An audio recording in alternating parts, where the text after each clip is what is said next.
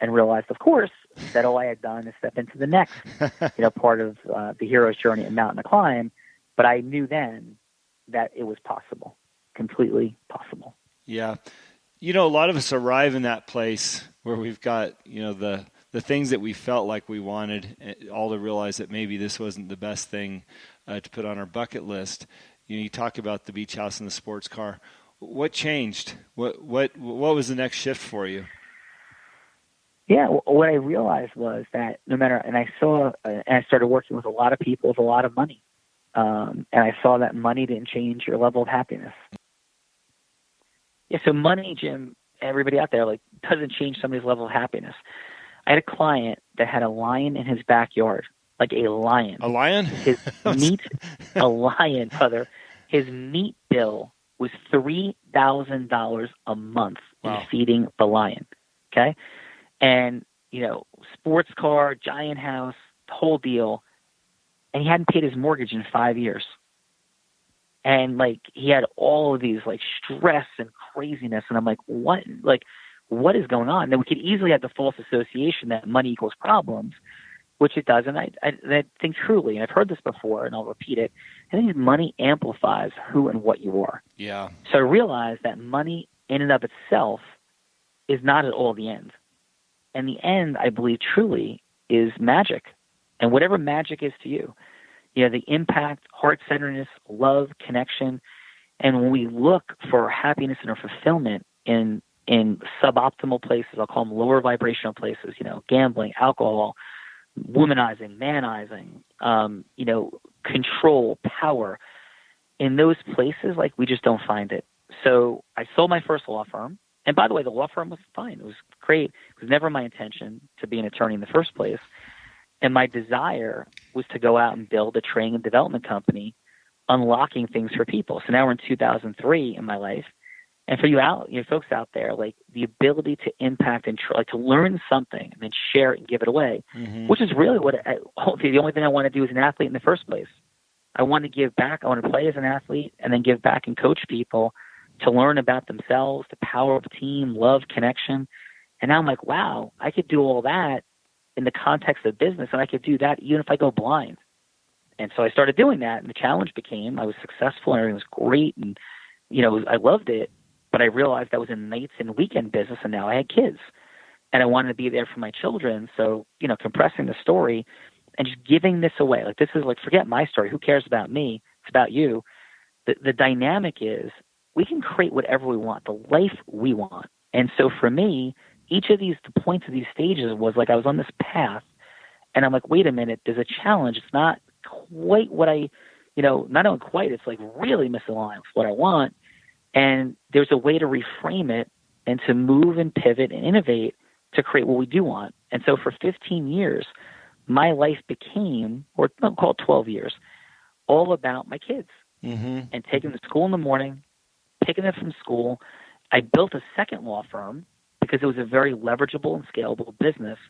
And there's a phrase that was introduced to me that I use often, which is I want to be a business owner, not operator. Tony Robbins talks about it, Tim Ferriss talks about it, and that became the objective of my life now. It's okay, so I want a certain level of income.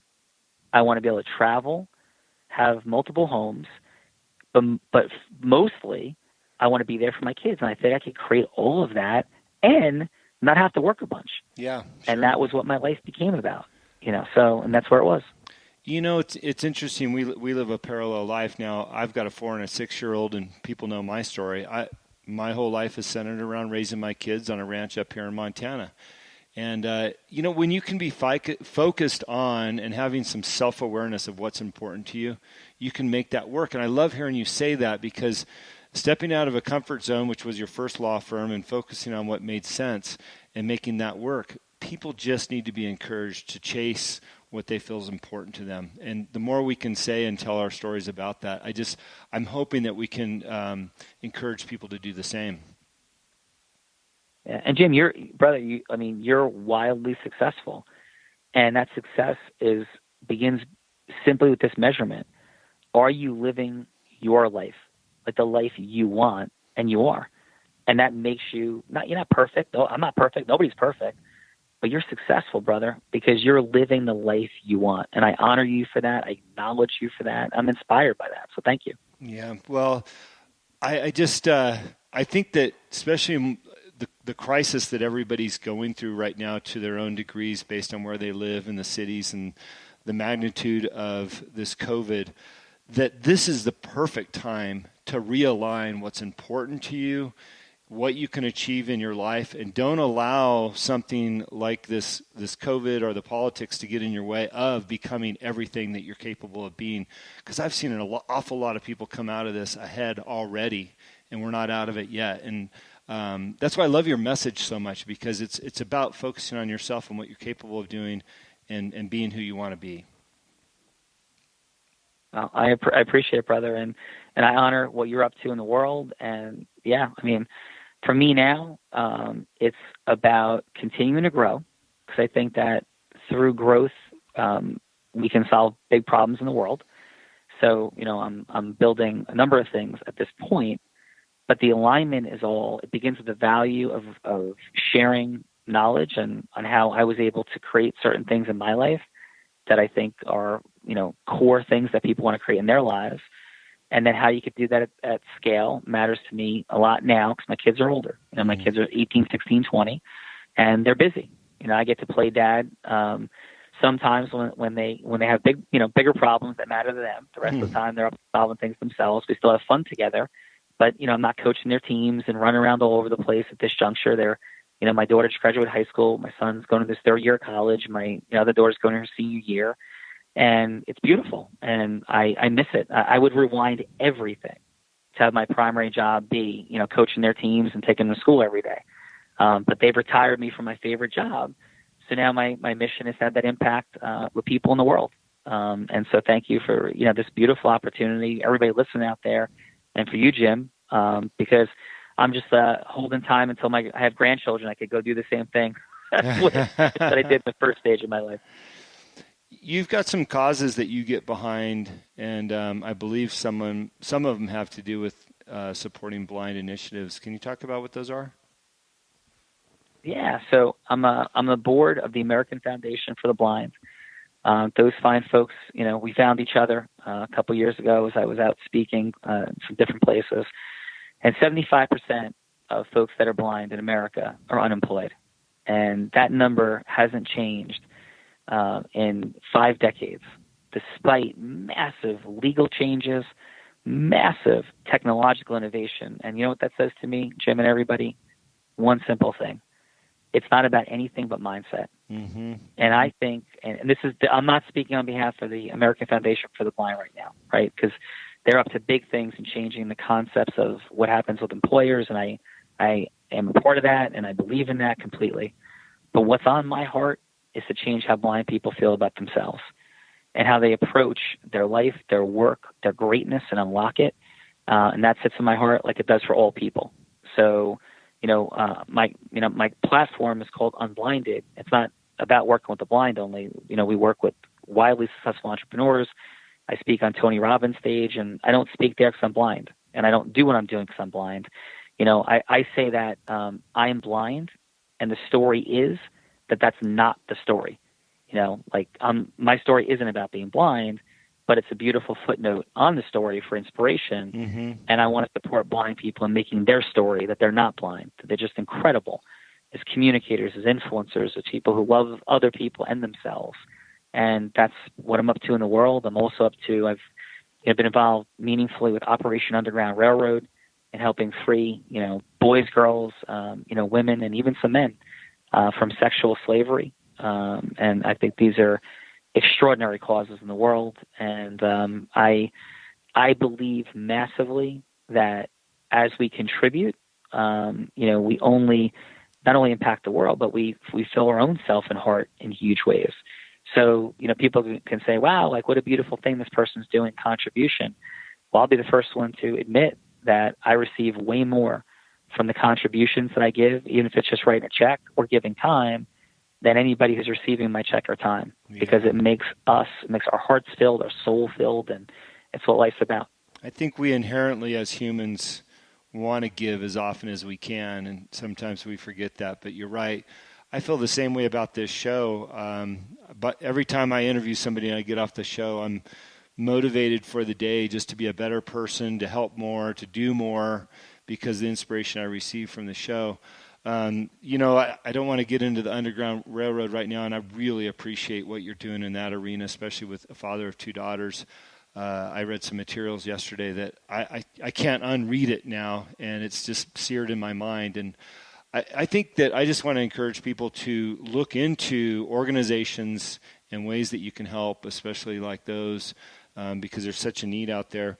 But the thing that I really wanted to touch on real briefly before we wrap up here in a couple minutes is just not allowing a disability, or however you want to phrase it in your own life, to slow you down or inhibit you from chasing what you're capable of doing. And I love how you position your blindness within your own story. It's not the story, it's just a part of who you are.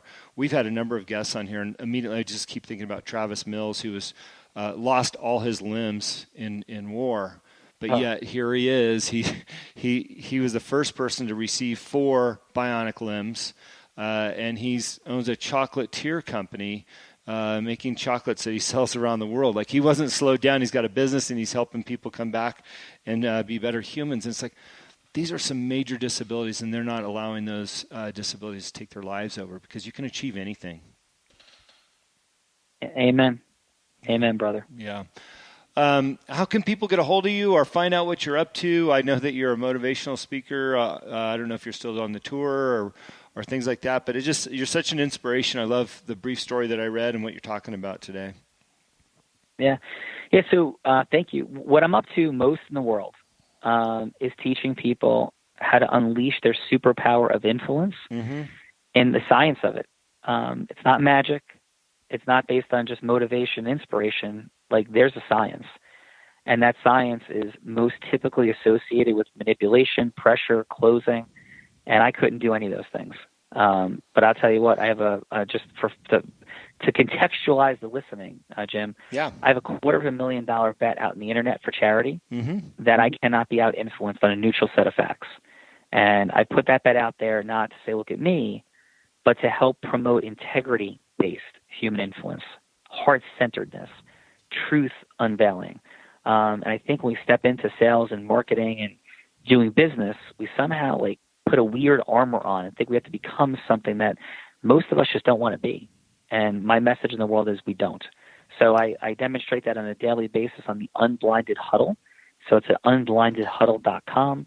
Our mission is to have it be the greatest way to start your day in the world, 8:30 a.m. Eastern Time. And Jim, we also run this thing called The Real Raw, and we'll drop in on what that is, other than to say it's where we unlock influence and turn it into a fun and competitive sport in integrity. And if you ever want to come on, be happy to have you on, or find folks out there. So we do that on a daily basis as well. I appreciate that.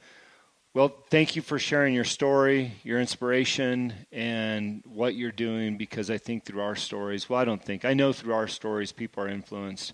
And I can only hope that we can influence more, because people are so talented when they give themselves the chance to be something. And I'll just real quick sidebar. I had one of my nephews in the car last night driving to the rodeo, and we were playing music and kind of singing, and she was super shy. But by the time we got to the rodeo, she was singing and dancing and just at the top of her lungs, having the best time. And I don't know if she knew she had it in her. But when you give her that environment to thrive and prosper and reach out, it's amazing what we can do as humans. And I think we all need to do a better job of just allowing people around us to thrive and prosper and be who they really are, instead of, like you said, putting that salesperson's armor on. Yeah, every day, my mission is influencers to influence influencers, to merge ecosystems, come together to make the world an even greater place. And we unlock our greatness as we support other people unlocking theirs. And Jim, that's what you're doing every day. And it's been an honor, sir. Yeah. Thank you again for your time. All right. Thank you for listening to today's show.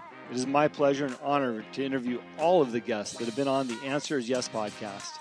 If you have enjoyed the show, please go on iTunes and subscribe, give a rating, or simply tell a friend about the show. We also believe in the message of our guests and the positive influence of their stories. As my own mentor and coach, David Meltzer, has taught me, Spend some time every day thinking and writing about the things in your own life that you have more than enough of.